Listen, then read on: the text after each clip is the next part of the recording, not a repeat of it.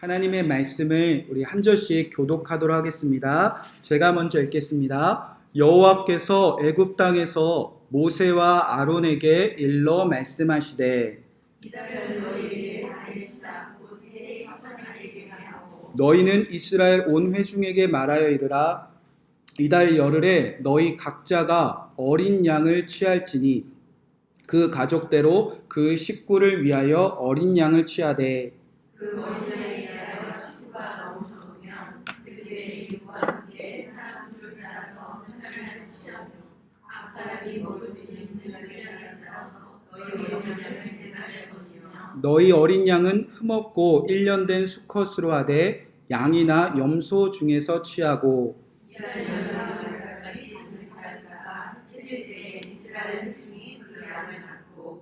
그 피를 그 양을 먹을 집 좌우 문설주와 임방에 바르고 그 밤에 그 고기를 그에 부어 무교병과 쓴 나물과 아울러 먹되 날 것으로나 물에 삶아서 먹지 말고 머리와 다리와 내장을 다 불에 구워 먹고 가시까지 남겨두지 말며 가시까지 남은 것을 불사르라. 너희는 그것을 이렇게 먹을지니 허리에 띠를 띠고 발에 신을 신고 손에 지팡이를 잡고 급히 먹으라. 이것이 여호와의 유월절이니라.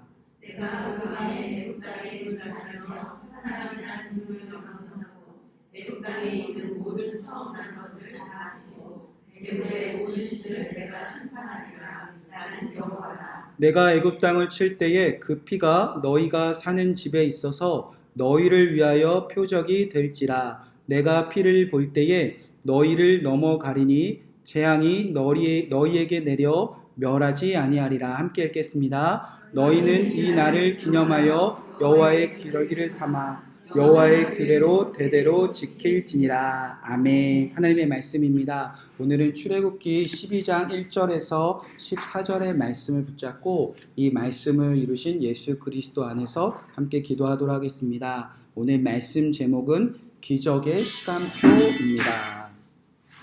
빵빠레를 올려주셔서 감사합니다. 네. 제가 아이들을 셋을 키우잖아요. 그래서 요즘 곰곰이 설교를 준비하면서 생각을 해봤는데 제가 아이들한테 이렇게 전화 통화를 할 때 요즘 부쩍 이렇게 많이 하는 말이 있습니다. 아이들에게 전화를 하면 항상 어디야? 빨리 들어와.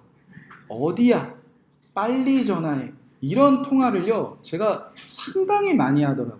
여러분도 그러시죠? 제가 이 수요일 이 예배가 끝나면 이제 수요 전도를 하는데요. 이제 학원가 앞에서 이제 전도를 합니다. 그러면 그 횡단보도 앞에서 엄마들이 그렇게 승질을 내세요. 똑같아요. 어디야? 빨리 와. 어딨어? 시간 다 됐어. 이런 짜증나는 막 통화를 엄청 많이 하시더라고요. 그러니까 다들 시간에 뭔가 계획대로 우리 아이들이 빨리 움직여 주기를 어마어마한 에너지와 어마어마한 막 열불을 내시는 거를 저도 그렇고요. 많이 그렇게 살고 계십니다. 아침에 눈을 뜨자마자 아마 지금 다 전쟁 같은 시간을 보내고 오셨을 거예요. 여러분이 정해진 시간에 일어나야 되고 여러분이 정해진 시간에 밥을 먹어야 되고 여러분이 정해진 시간에 옷을 빨리빨리 입고 정해진 시간에 우리 아이들이 빨리 나가줘야 우리가 이제 막 행복해하지 않습니까?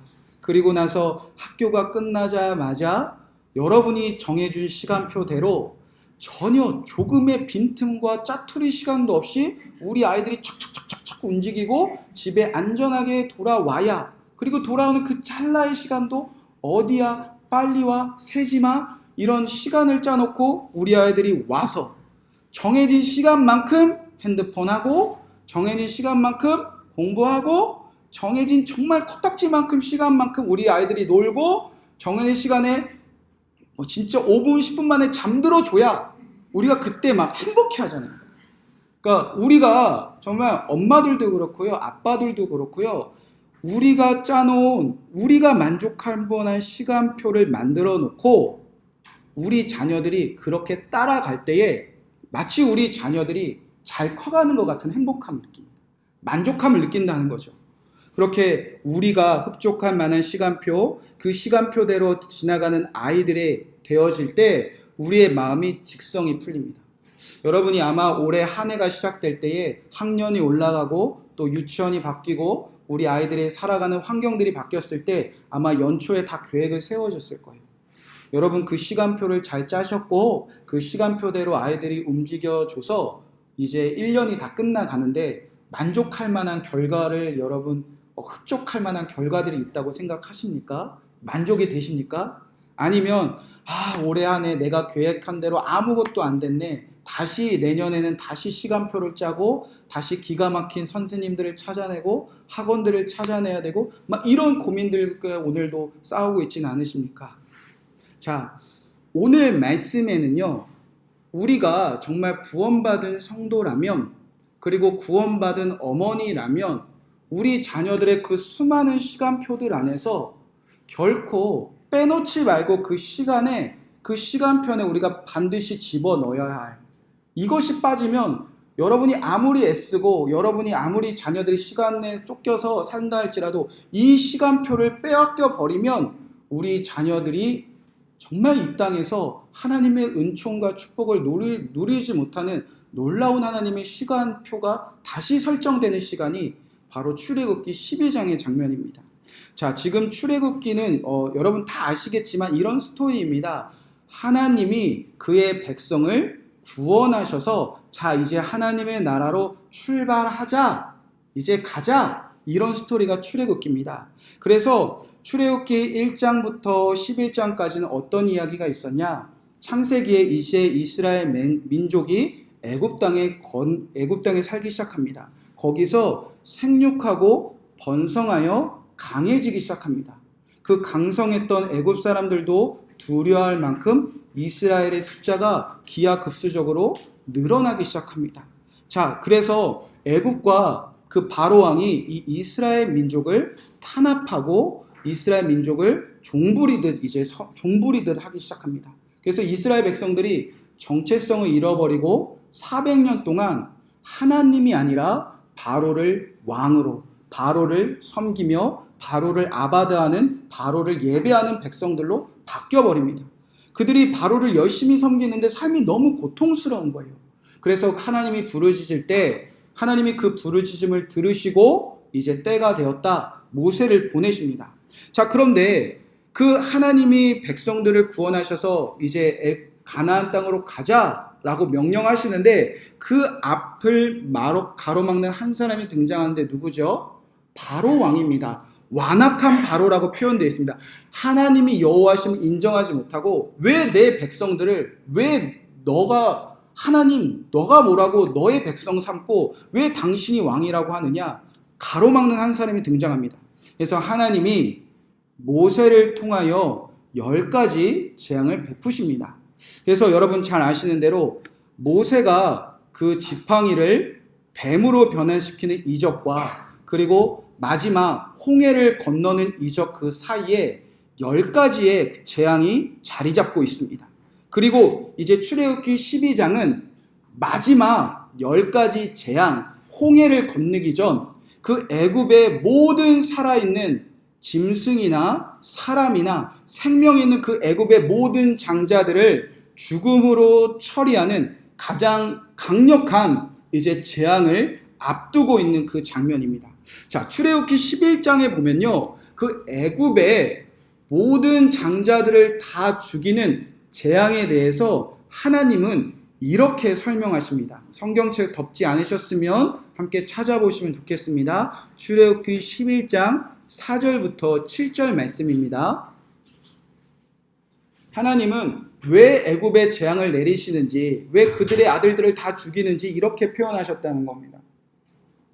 찾으셨으면 한 절씩 교독해 보겠습니다. 제가 먼저 읽겠습니다. 모세가 바로에게 이르되 여호와께서 이와 같이 말씀하시기를 밤중에 내가 애굽 가운데로 들어가리니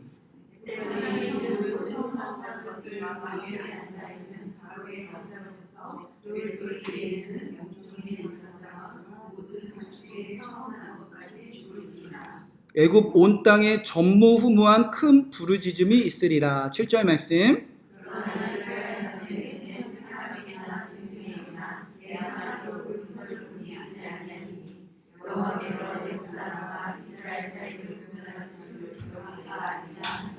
네, 하나님께서는요, 애굽의 모든 사람과 그 짐승들을 다 죽이시고 이스라엘 그의 백성은 사람은 물론 짐승 그리고 개 한 마리의 혀끝 하나라도 상하지 않고 구원하신다고 하셨습니다. 자, 간단히 말해서 하나님의 백성은 죽임당하지 않고 구원받고 바로 왕의 백성들은 다 죽는다는 겁니다. 그게 10가지 재앙의 핵심입니다. 여러분, 끔찍한 일이죠. 그런데 하나님께서는 이 하나님의 백성을 다 구원하시고 하나님을 믿지 않는 자를 다 죽이시는 그 사건에 대해서 뭐라고 성경에 표현하느냐? 출애굽기 11장 9절 말씀을 한번 다 함께 읽어보셨으면 좋겠습니다. 자, 시작. 여호와께서 이스라엘의 지체를 바로가 너희의 자리에 앉지 아니하리라. 그러므로 내가 여호와께서 나의 기적을 바라보시고. 네, 하나님께서는 분명히 지금 그 사건을 뭐라고 표현하시죠? 기적이다 라고 표현하십니다. 하나님 믿으면 살고 믿지 않으면 죽는다. 이 구원의 사건을 하나님께서 뭐라고 설명하셨냐면 기적입니다. 자, 여러분 예수님 믿고 구원 받으신 거 믿으시죠? 그럼 여러분 지금 무엇을 지금 누리고 있는 사람이죠? 기적. 자, 옆에 분들 표정 한번 보세요. 지금 기적 속에 사는 사람들의 표정입니다. 아, 저 사람은 정말 기적같이 사는구나 라는 표정이 느껴지십니까? 제가 지난주에 이제 해외를 가서 비행기를 탔어요. 근데 첫째 아들이 엄청 실망한 표정을 짓고 있다가 비행기가 이륙하고 나서 갑자기 아빠 막 소리를 질러요. 조용히 해. 왜? 얘가 흥분을 참죠. 아빠 기적이 일어났어요. 기적이 일어났어요. 왜? 그러니까 와이파이가 터져요. 막 너무 좋아하는 거예요. 그러니까 분명히 여기 공중에 뜨면 이제 비행기가 뜨면 그 스튜디오스도 계속 와이파이 안 돼요. 근데 되죠. 그랬는데 안 돼요. 근데 걔가 켜보니까 와이파이가 하나 뜬 거예요. 근데 우리가 쓸 수 있는 와이파이가 아니라 무슨 비행기 안에서 이제 비행기 안에서 이런 뭐 기장님들이나 비행기를 이제 움직여서 쓰는 와이파이인 것 같아요. 접속이 절대 안 되는 건데 와이파이 떴다고 애가 엄청 기적이라고. 그때 그 표정이요. 여러분하고 지금 비교가 안 됩니다. 기적을 체험한 표정은요. 막 진짜 소리 지르고 미치는 것 같아요. 근데 이 아이가 여러 가지 비밀번호를 다 물어보고 스튜디오스를 부르더라고요. 막 띵동 누르더니 해달라고. 안 된다고. 그때 아이의 실망한 표정이 여러분 지금 오늘 교회 들어올 때 표정은 비슷해요. 아빠 기적이 사라졌어. 기적이 끝났어. 그 좌절스러운 표정. 여러분 그런 표정이 여러분 안에서 발견되지 않습니까? 우리가 정말 살아난 것이 기적으로 믿는다면요. 우리가 지금 매일매일 기적을 경험하는 사람들이라는 겁니다. 자, 그런데 문제가 뭐죠? 우리가 이 기적을 잃어버리고 있다는 겁니다. 여러분이 바라는 기적과 하나님이 말씀하신 기적이 동일하십니까?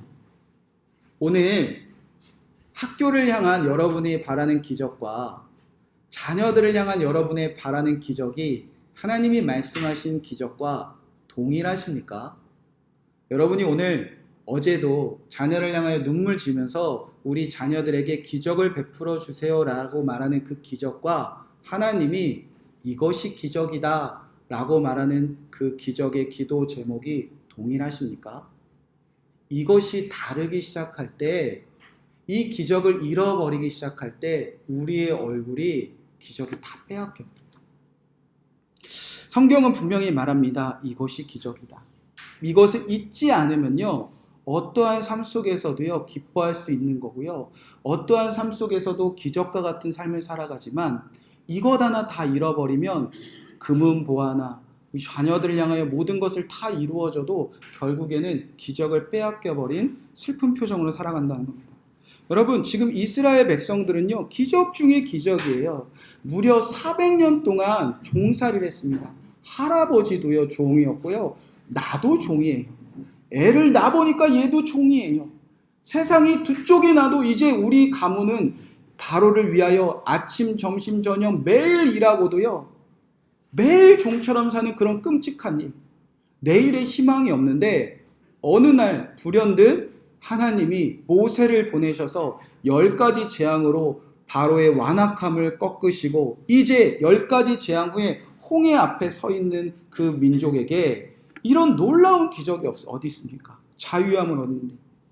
자, 그런데 이 기적을 빼앗기지 않기 위해서, 오늘날 우리처럼 이 기적을 빼앗겨버린 표정으로 살지 않기 위해서 하나님이 이 10가지 재앙, 기적을 베푸시기 전에 한 가지를 명령하시는데 그것이 출애굽기 12장에 기록된 유월절입니다.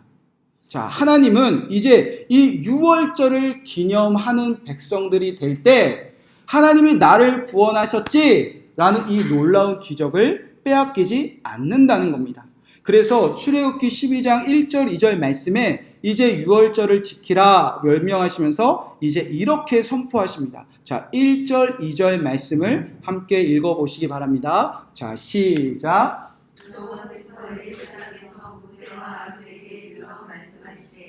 이날을 너희에게 가르치지 않고 너희에게 충만하게 되게 하고. 네, 감사합니다. 자, 이제 이 두 가지 중에 이제 선택을 하며 살아간다는 겁니다. 분명히 보니까 1절에 보면 여호와께서 애굽 땅에서 모세와 말씀하여 일러하시되 이 달을 너희에게 달의 시작 곧 해의 첫 달이 되게 하라. 예전에는요 1년의 시작이 다른 무언가로 정해져 있었다는 겁니다. 근데 이제 6월절 사건 이후에 이제 홍해를 건너고 나면 이 6월절을 기점으로 이 날이 쉽게 얘기하면 1월 1일 우리의 삶의 첫째 날 시작으로 다시 시간표를 옮겨 놓으라는 말씀입니다. 자, 제가 시골에서 4년 동안 목회를 해보니까 진짜 농경사회에서는요 모든 삶의 초점이 어디 맞춰져 있냐? 1년 12달 중에 추수하는 그때. 예를 들어서 제가 장호원에 있었으니까 복숭아를 따는 그 9월, 8월, 9월, 10월 그때. 농사 짓는 분은 추수하는 그 11월 그때.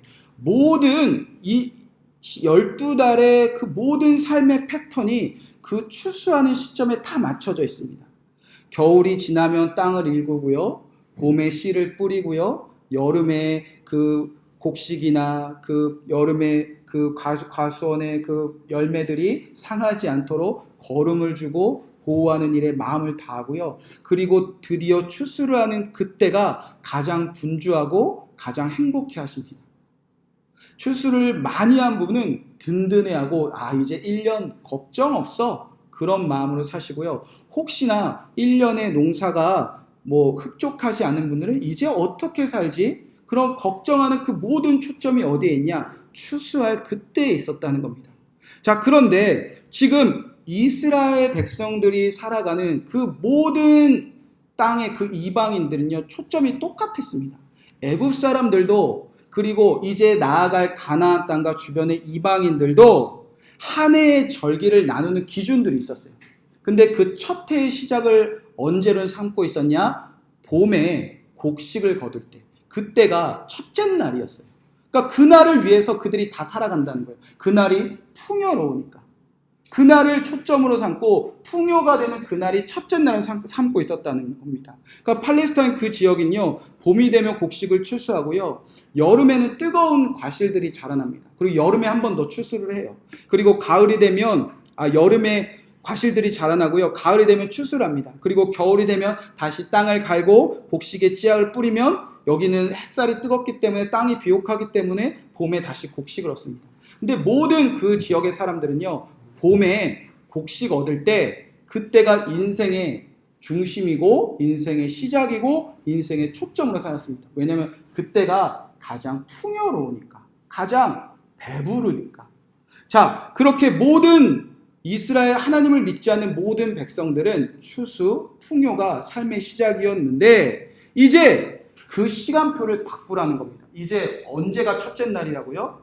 6월절. 무엇을 받은 날? 구원받은 날. 나에게 기적을 베푼 그날을 이제 첫째 날로 시간을 완전 바꿔버리라는 겁니다. 새로운 시간표를 주님께서 주시는 거예요. 여러분, 시간표를 왜 다시 짜죠? 여러분 막 다이어트 할 때 막 살이 쪘네 뭐 어쩌네 그러면 시간표 다시 짜잖아요. 다시 내가 정말 아름답고 예전에 예뻤던 모습 이제 내가 다른 여자가 될 거야. 다른 삶을 살 거야. 우리 그때 시간표 짜지 않습니까? 그리고 아이들 방학 되면 다 시간표 짜잖아요. 그래서 말도 안 되는 뭐 공부 막 잠 진짜 요런 시간 자고 막 왜 그렇죠? 방학 때만이라도 내가 다르게 살고 싶다. 그렇게 시간표 짜지 않습니까? 그러니까 주님이 이스라엘 백성들에게 그 모든 주변 사람들은 다 무언가 얻고 가지고 풍요를 누리는 시간을 기준으로 삼았다면 이제 이스라엘 백성들은 아니야. 날 구원하신 그날, 나에게 기적을 베푼 그날, 다 죽었는데 하나님 믿고 구원받은 그날, 하나님 만난 그날, 나는 그날이 내 인생의 시작이 될 거야. 그런 고백으로 시간표를 바꾸라는 겁니다. 자, 그래서 6월절을 실제로 어떻게 지켰는가 보면요. 6절, 7절 말씀에 이렇게 기록되어져 있습니다. 한번 누가 읽어주시겠어요? 6절, 7절 말씀. 다 같이 읽을까요? 6절, 7절 말씀. 자, 시작.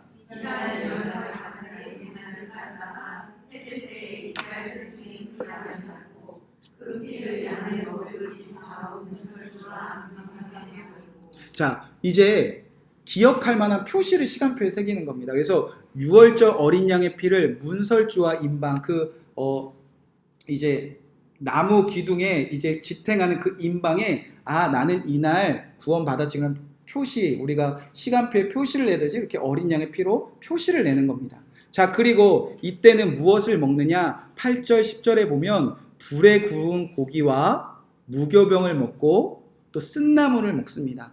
왜 불에 구운 고기와 무교병을 먹느냐? 쭉 읽어보면 11절에 보면 지체 없이라는 등장합니다. 그러니까 이 구원의 날이 불에 고기를 구워 먹을. 왜냐하면 우리가 집에서 만약에 삶아 먹는다, 그럼 요리해 먹는다, 그럼 막 설거지도 해야 되고 준비도 많고 이제 당장 내일 떠나야 되는데 막 짐이 막 너지러워지게 막 무슨 일을 만드는 게 아니라 불에 구워 먹고 당장 그냥 숯불 덜고 떠날 준비하라는 거예요. 그리고 무교병을 먹는다는 것은 막 밀가루를 반죽하고 누룩을 넣고 그래서 그것이 부풀어오는 숙성하는 시간을 거쳐서 그렇게 오랜 시간 동안 준비하다가 구원이 임한다는 게 아니라 반죽할 시간도 없이 발효식할 시간도 없이 저 기적이 어느 날 하나님이 원하시는 날에 뚝 떨어졌다는 겁니다. 자, 그렇게 또 한 가지 쓴나물을 먹는데 이 쓴나물을 먹는 이유는 내가 하나님의 기적이 지체함 없이 떨어지기 그 전에는 나는 그렇게 고통스러웠던 삶을 살았던 것을 기억하는 거예요. 그러니까 6월절을 이렇게 기념하는 겁니다. 나는 어린 양의 피로 구원받았지. 표시를 내놓고 나는 이 구원이 기적처럼 찾아왔지. 불에 고기를 구워 먹을 지체함 없이 그리고 유교병을 만들고 반죽을 해 부풀 시간도 없이 나에게 어느 날 기적을 베푸셨지. 이 기적 전에는 나는 쓰디쓴 인생을 살았지. 그것을 기념하는 게 6월절입니다. 자, 그렇게 6월절을 기념하라고 주님께서 명령하십니다. 이 시간표대로 살라고 하셨다는 겁니다. 자, 여러분 부담스러운 것은요. 이 6월절을 하나님께서는 반드시 지키라고 명령하셨습니다. 여러분 구약의 말씀은 파해진 게 아니라 구약의 말씀은 예수 그리스도를 통해서 저와 여러분에게 이루어진 것입니다. 그래서 하나님은 6월절을 대대손손 자손까지 다 지키라. 우리도 다 지키라고 명령하셨다는 겁니다. 그래서 14절에 보면 너희는 이 날을 기념하여 여호와의 절기를 삼아 여러분은 그 하나님의 영원한 시간 속에 있죠. 영원한 규례로 지키라. 또 24절에 보면 너희는 이 일을 규례로 삼아 너희의 자손이 영원히 지킬지니라. 또 25절 너희는 여호와께서 허락하신 대로 너희에게 주시는 땅에 이를 때에 이 예식을 지킬 것이라. 그러니까 이 율법은요, 이 기적을 기억하는 그 새로운 시간표를 받은 사람들의 그 삶은요, 구약에서 끝난 게 아니라, 이스라엘에서 끝난 게 아니라, 이제 구원받은 모든 사람들은 유월절을 지키는 신앙을 가지고 있어야 된다는 겁니다. 자, 이제 여러분에게 질문합니다. 여러분 유월절 지키고 계십니까? 여러분의 교회에서는요, 유월절을 지키고 계십니까? 어디서 많이 들어보던 멘트죠. 이단들이 이렇게 말하잖아요. 여러분, 이단들이 왜 유월절 안 지켜요? 구약에 나와 있는데 여러분 그럼 뭐라고 대답하십니까? 짜증내고 왜 그러세요 나한테? 그러고 돌아가면 그만입니까? 여러분, 구약의 완성이 예수 그리스도라면 예수 그리스도는 우리가 대답할 확신을 가지고 있고요. 교회에서 지금 유월절을 어떻게 지키고 있는지, 우리가 이 유월절을 지키는 이 기적의 시간표를 빼앗기지 않은 근거가 있어야 된다는 거예요. 자, 그 근거가 무엇인가? 자, 이것을 빼앗겼을 때 먼저 어떤 일이 일어나는가? 자, 유월절 안 지키면 안 지켜도 되잖아요. 그거는 이단들이나 지키는 거죠 라고 생각하시는 착각이 있는데, 유월절 영원히 지키라고 말씀하셨습니다. 성경에 보면요, 성부와 성자와 성령과 그리고 성부와 성자와 성령의 시간이 영원 세세 무궁토록 이루어진다고 하셨습니다. 그 시간 안에 있는 사람들은요, 이제 그 언약 안에 백성이 있다는 겁니다. 그래서 창세기 1장 보면 만복의 근원 하나님, 성부와 성자 성령 세세 영원토록 있을지어다.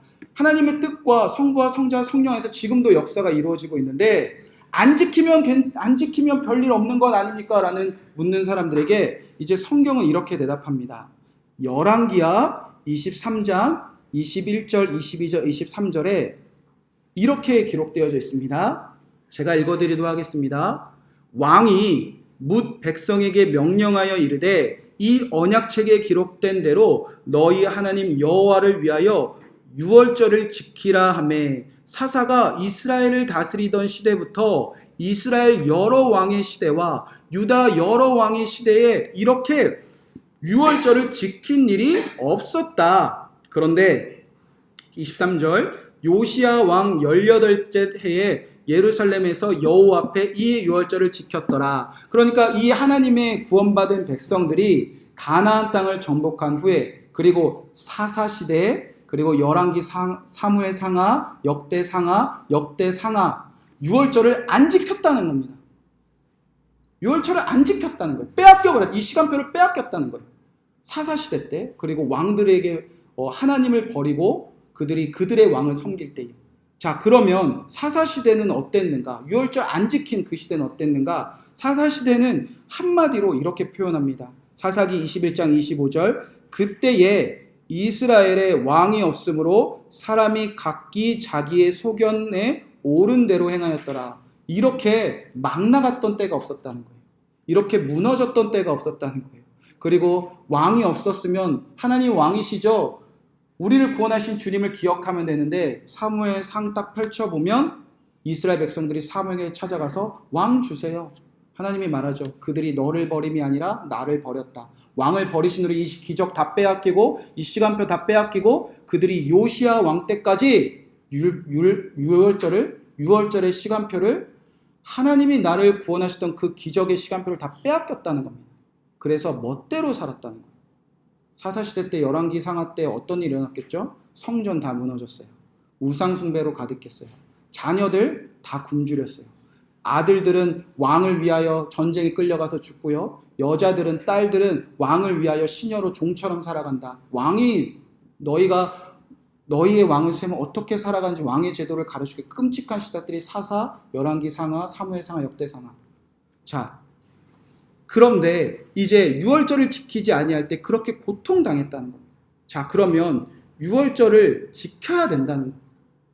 그러면 이제 여러분은 교회에서, 그리고 예수 그리스도를 믿는 저와 여러분은 유월절을 어떻게 지키기를 주님께서 원하시는가? 이 시간표를 어떻게 찾길 원하는가? 자, 성경을 다 뒤져보면 이제 답이 나옵니다. 성경에 보면 유월절을 언제 지켰는지 같이 한번 찾아보겠습니다. 자, 첫 번째는 오늘 출애굽기 12장 첫 번째 기적이 임할 때 잠시 지우겠습니다. 자, 이 기적의 시간이 첫 번째는 출애굽기 12장.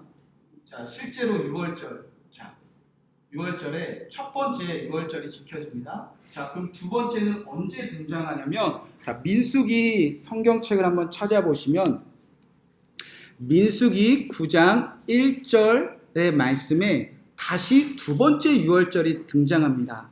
민수기 9장 1절 말씀. 제가 천천히 하는 이유는요, 여러분이 이단들이 물어볼 때 성경 착착 찾아주세요. 그러니까 줄을 한번 쳐놓으세요. 민수기 9장 1절 2절 말씀 제가 읽어드리도록 하겠습니다. 애굽 땅에서 나온 다음에 이제 2년째가 된다는 겁니다.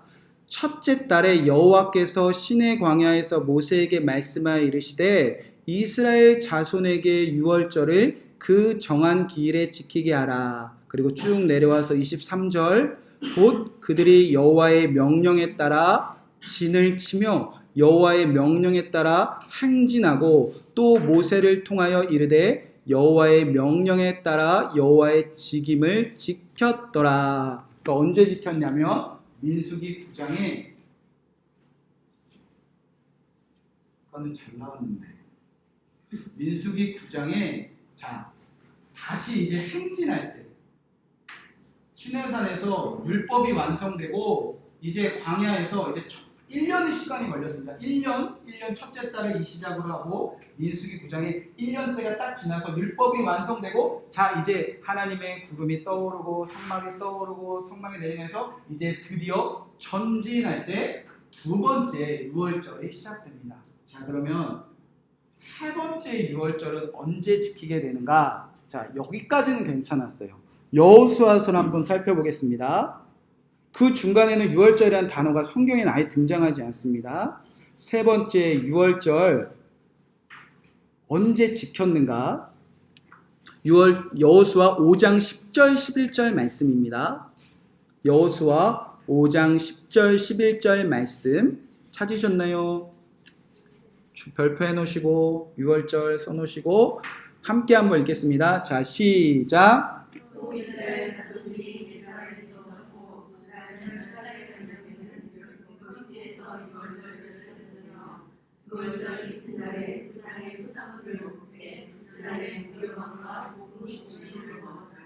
네, 드디어 세 번째 등장하는데 여호수아 5장. 자, 언제죠? 이제 그들이 요단강을 건너고 그리고 길갈에서 이제 여리고 성의 전투를 앞둘 때입니다. 그러니까 의미로는요, 이제 하나님 나라 약속의 땅에 첫 발을 내딛었을 때 이때 우리를 기적처럼 구원하셨지. 하나님이 쓰디쓴 인생에 있던 나를 여기까지 인도하셨지. 지체 없이 급하게 내가 기적 속에 살아가고 있지. 세 번째, 여기까지 시간표를 잃어버리지 않았습니다. 그러니까 이때는 괜찮았어요. 자, 그리고 나서 네 번째, 이제 사사기 때 쭉 6월절을 지켜지지 않다가 이제 남유다 시대 때 좀 괜찮은 왕 한 명 등장하는데 누구냐면 히스기야가 등장합니다. 역대하 30장 1절 5절 찾아보시면 좋습니다. 역대하 30장 1절부터 5절 말씀. 네 번째 6월절.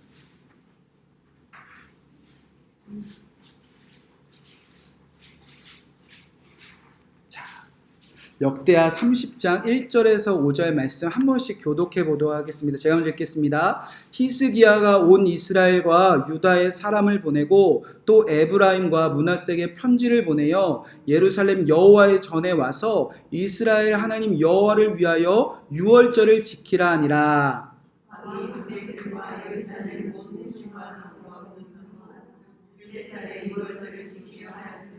이는 성결하게 한 제사장들이 부족하고 백성도 예루살렘에 모이지 못하였으므로 그 정한 때에 지킬 수 없음이니라.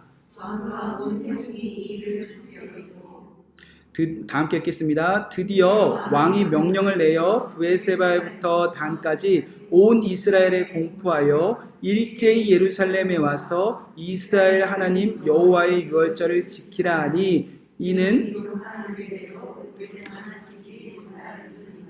그러니까 역대하 30장에 히스기야 왕 때에 성전이 회복됩니다. 성전이 회복되고 이때 온 브에세바부터 담까지 온 유다 사람들을 다 불러 모아서 이때 다시 무엇이 회복되느냐? 유월절. 우리가 이런 백성이었는데 하나님께서 구원받아서 우리는 기적을 체험한 백성이었는데 우리가 왜 이렇게 지금 쓰디쓴 인생을 살고 있을까? 우리가 기적을 잃어버렸구나. 그 시간표 잊어버렸구나. 역대하 30절 히스기야 왕 때 성전이 회복될 때 드디어 이 성전에서 예배하면서 하나님을 기억합니다. 그리고 다섯 번째 언제 등장하느냐? 역대하 35장입니다. 역대하 35장 1절 말씀. 역대하 35장 1절 말씀. 다섯 번째라고 쓰시고 다섯 번째 유월절 이렇게 표시해 놓으면 좋습니다. 제가 읽어드리도록 하겠습니다.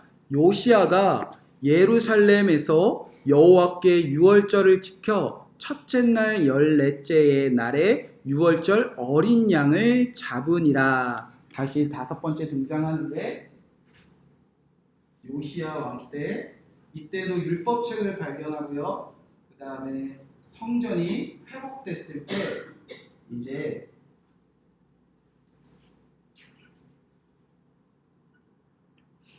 다섯 번째 이제 유월절이 지켜집니다. 그 전과 후에는 이제 유월절을 지킨 이야기가 없습니다. 그리고 이제 구약에서 마지막 유월절이 언제 지켜졌는가? 에스라서 6장 19절 말씀입니다. 에스라서 6장 19절 말씀.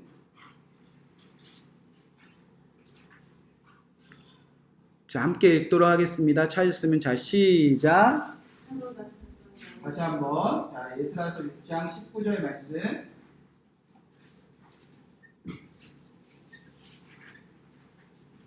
안 찾고 계셨었나봐요. 에스라서 6장 19절 말씀 함께 읽겠습니다. 시작. 사로잡혔던 자의 자손이 첫째 달 40일에 유월절을 지키되. 이때가 언제냐면 쭉 읽어보면 22절에 보면 그들이 다시 포로기에 돌아와서 하나님의 성전을 재건축할 때, 무너진 성전을 지킬 때, 여기도 성전이 회복될 때, 다시 성전을 건축할 때. 여기까지가 구약에서 유월절을 지켰던 기록들이 딱 6번 등장합니다. 첫 번째, 이제 풍요로움 아니야. 그거 기적 아니야. 너희는 다르게 살아. 하나님이 너를 어느 날 지체 없이 구원하신 거, 쓰디스 인생에서 너를 구원하신 거, 그 시간표대로 살자. 그리고 율법을 다 완성하고 행진했을 때 우리는 그 기적을 경험하네요. 살았습니다. 그리고 가나안 땅에 도착해서 요단강이 마르고 길가를 건너고 이제 여리고성 전도를 앞두고 우리는 기적의 백성이니까 하나님 나라에 발을 내디뎠으니까 그들이 유월절을 지켰습니다. 그런데 이 왕을 잃어버리고 하나님을 잃어버리고 이 시간표 빼앗기자 그들은 암흑기를 보냅니다. 사사시대와 왕들의 지배 속에서 살아가다가 그래도 희망이 있었다면 히스기야 때, 그 다음에 요시야 왕 때 유월절을 경험합니다. 그러나 결국 이 나라는 북이스라엘과 남유다는 무너지고 포로기로 돌아갔다가 하나님이 정하신 70년이 지나서 다시 돌아오기 시작할 때 다시 그들이 우리가 구원받은 백성이었는데 쓰디스 인생에서 기적을 경험한 백성이었는데 우리 다시 그 시간표 찾자. 다시 인생을 처음 구원받은 시간을 돌리자. 그리고 6번 시켰습니다. 구약에서 몇 번이 시켜졌다고요? 6번. 제가 숫자에 대해서 막 그렇게 강박관념이 있는 사람은 아닌데 성경은 비유로 쓰여졌기 때문에 성경은 7이라는 숫자가 상당히 중요합니다. 하나님이 며칠 동안 천지창조를 완성하셨죠? 7일. 그래서 하나님이 7이라는 숫자로 많은 의미를 부여하십니다. 천지창조도 7일이고요. 성막에도 하나님이 말씀하시는 것이 7번 등장하고요. 제사장을 완성하실 때도 7번 말씀하십니다. 그러니까 7이라는 숫자가 완성되는 것을 의미한다. 그러니까 여기서 구약에서 6월절에 이 시간표가 완성되지 않았다면 이제 신약에서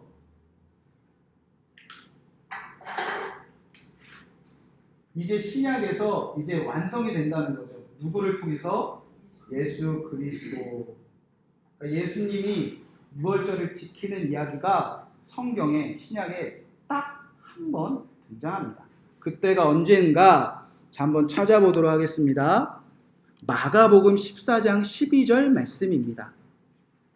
이제 이날을 지킴으로 예수 그리스도가 6월절을 7번 지킴으로 완전한 6월절을 완성하십니다. 완전한 시간표를 주셨다는 겁니다. 마가복음 14장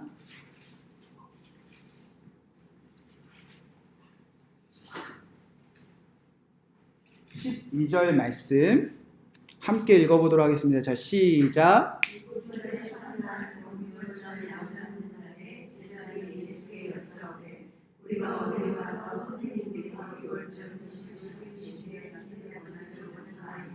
자, 이날이 언제죠?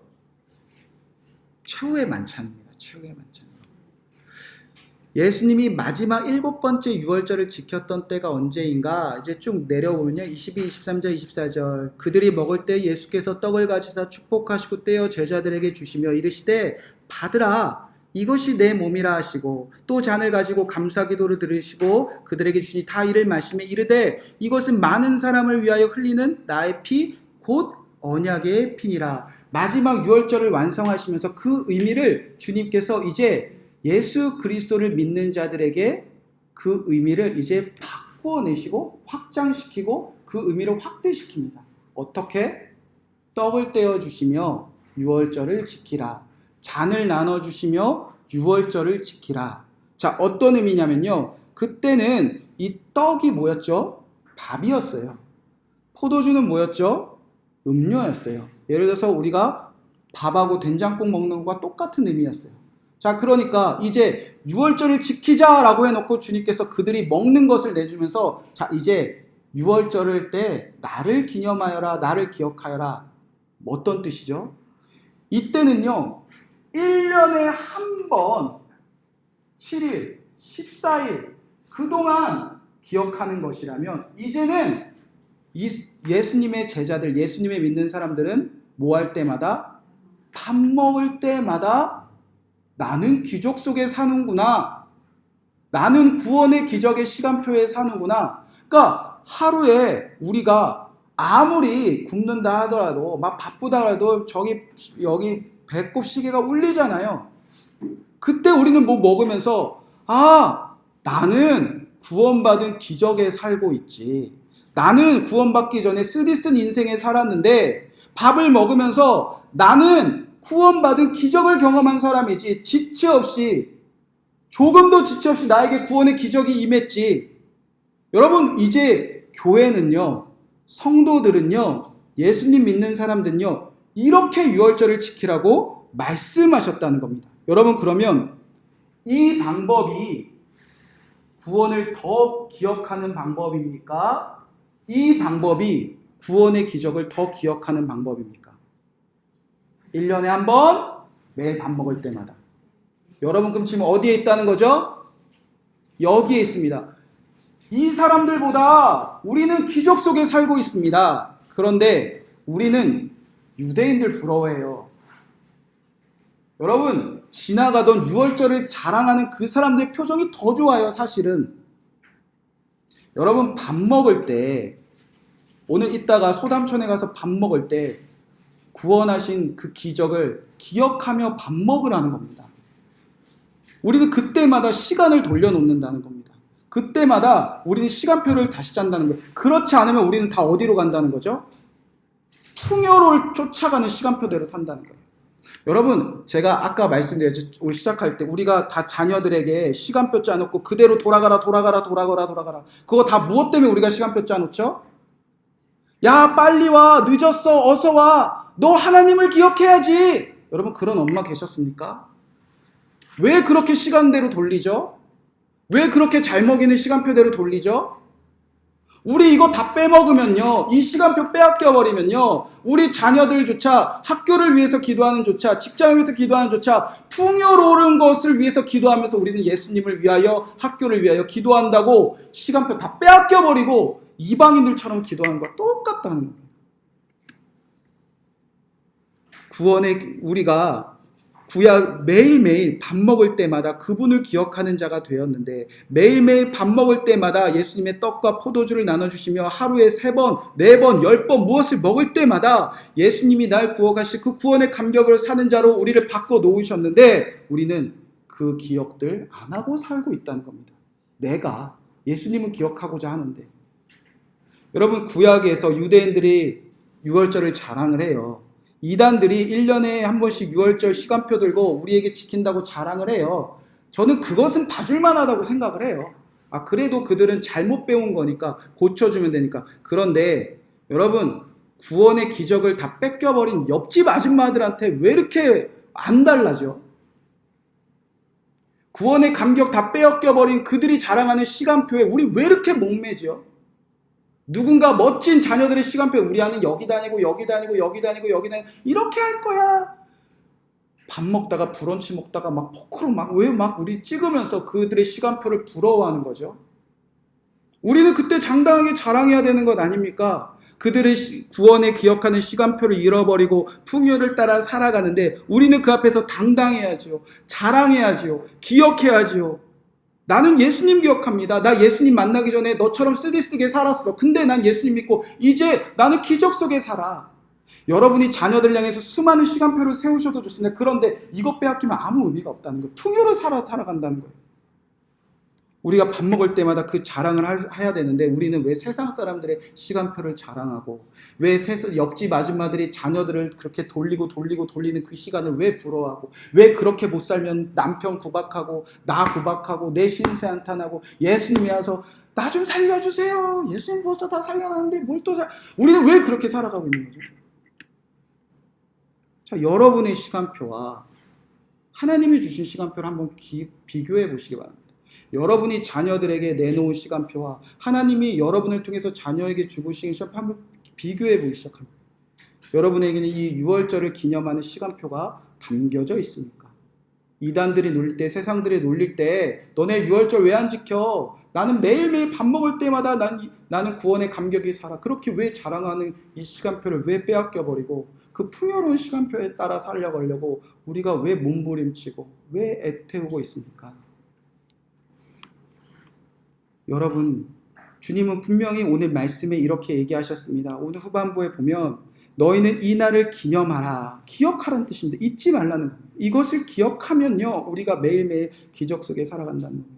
제가 이 설교를 어디 곳에서 똑같이 했을 때 저희 아내가 그날 저녁에 이렇게 기도하는 걸 들었습니다. 예전에는요, 저희 밥 먹을 때 그냥 간단하게 기도했어요. 예수님 감사합니다. 예수님 잘 먹겠습니다. 뭐 이것만 해도 훌륭하지. 세 다이 데리고 기도하다 보면 막 싸움 나잖아요. 저희 아내는 목사가 집에서는 왜 기도 안 하냐? 나 목사님 집에 좀 쉴래? 네가 해라, 내가 해라. 애들 시켜놓고 첫째 기도하면 너는 왜 이렇게 왜 이렇게 버벅거리냐? 왜 이렇게 말이 어둔하냐? 그리고 어는 좀 빼고 기도하라. 예수님의 이름으로 기도해야지. 하나님의 이름으로 기도하라고 너 누가 가르쳤냐? 막 애들 셋 붙잡고 기도만 하면 막 전쟁 속에 살아요. 그런데 그날 저희 아내가 저녁에 딱 이렇게 기도해요. 하나님, 우리 가족을 구원해 주셔서 감사합니다. 우리 가족이 구원받은 거 잊지 않게 해주세요. 그리고 나서 한참 동안 눈을 감고 있는데 제일 사랑스럽더라고요. 여러분, 세상은요, 이 시간표를 엄마들에서 빼앗으려고 해요. 특별히 지금 학교를 위한 기도회 아닙니까? 학교에서 이 시간표 다 빼앗기려고 해요. 여러분, 학교에서 하나님 기억하는 시간들이 있습니까? 이 성전이 회복되는 건 예배가 된다는 건데 이 예배의 시간들이 학교에도 있습니까? 어제 윤미라 원사님이 저에게 기도 제목을 하나 주셨어요. 목사님, 한 채플 대학에서 채플을 하는데 이단 강사가 와서 기독교 학교에서 설교를 하고 갔어요. 저는 그거는 그럴 수 있다고 생각을 해요. 왜냐하면 이단이 너무 교묘하니까. 그리고 학교에서 난리가 났대요. 난리가 난 건 좋은 거예요. 왜냐하면 이제 강사 섭외할 때 아무나 됐다 놓지 않고 막 시간 땜빵하는 사람 안 세우고 철저하게 이제 고민해서 강사 세울 것 아닙니까? 근데 그 다음에 기도 제목이 이런 기도 제목을 주셨더라고요. 문제는 그 학교에서 이제 채플 대학인데 채플 예배를 없애려고 한대요. 학교에서 하나님을 기억하는 시간들을 빼앗으려고 한다는 겁니다. 여러분, 놀랄 일 아니에요. 제가 신학대학교를 나왔거든요. 여러분, 이 신학대학교에도 귀신 같은 사람들이 있어요. 신학대학교 예배 드려야 되는데 신학대학교에서 왜 채플 드리냐 이런 사람들이 신학대학교에 있어요. 여러분, 실제 일이에요. 왜 나는 신학을 공부하러 왔지 예배하러 온 게 아니야. 왜 채플을 안 드리며 왜 패스를 못하게 해주냐. 여러분, 지금 실제로 학교에서 그런 일들이에요. 어제 제가 계속 별초등학교를 예를 들어서 죄송한데요. 별초등학교에서 신회를 섬기고 왔습니다. 그런데 아이들이 8명이 모여서 한 반에서 기도를 하기 시작한대요. 담임선생님이 난리가 났대요. 왜 너네 모여서 말씀 보고 기도하느냐. 너네 왜 너희끼리 뭉쳐서 다른 아이들 따돌리느냐. 어떻게든 방해하려고, 어떻게든 그 시간 빼앗으려고. 여러분, 학교에서는 실제로 그런 일이 있어요. 만약에 여러분의 자녀들이 지금 학교에 가서 기도 모임한다, 말씀 있는 일에 앞장을 쓴다, 아마 대단한 핍박을 받을 겁니다. 학교는 이미 그렇게 시간표를 다 빼앗아 가고 있다는 겁니다. 여러분, 그 시간표를 이제 누가 바꿔내야 된다는 거죠? 여러분이 바꿔내야 돼요. 학교에는 지금 정해진 시간과 커리큘럼이 있습니다. 그 마음에 안 드는 학교의 시간표를 우리가 당장 바꿀 수는 없습니다. 그런데 그 시간표 사이에 우리가 한 가지씩만 넣어주면 돼요. 그 아이가 밥 먹을 때라도 하나님 날 구원해 주신 거 감사합니다. 그 기도 하나 하라고 그냥 아침에 축복해서 보내. 야, 너 오늘 기도할 때 하나님 구원해 감사. 그렇게 기도 한 번만 해봐.